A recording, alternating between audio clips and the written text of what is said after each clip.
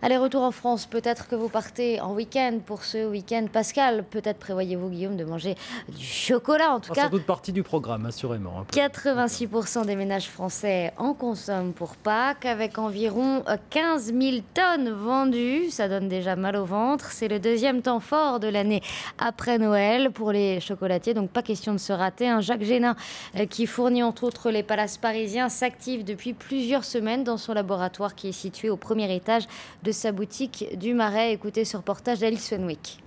Un œuf qui semble éclore d'un deuxième, c'est l'œuf baptisé Naissance que Jacques Génin a imaginé pour Pâques.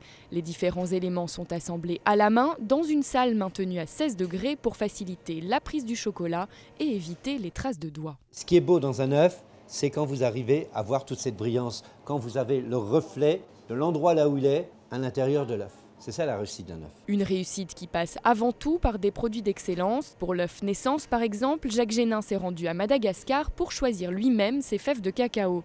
Mais Pâques, c'est surtout pour les enfants, alors Jacques Génin a donné carte blanche à Sophie Vidal, son bras droit depuis 10 ans, pour créer une toupie gourmande surmontée d'un petit ourson et garnie de pralinés conseil du chef. Il ouvre la boule, il se fait une tranche de pain toasté, mais encore un peu molle, et puis il l'étend sur une tranche de pain.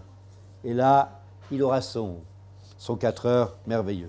Au total, 4 à 6 000 pièces seront réalisées pour Pâques. En seulement 5 ans, Jacques Génin a su imposer son style. 40 tonnes de chocolat sortent de son laboratoire chaque année. Il ouvrira même en septembre sa deuxième boutique rue du Bac. Et après avoir mangé tout ce chocolat, on peut parler un petit peu de sport.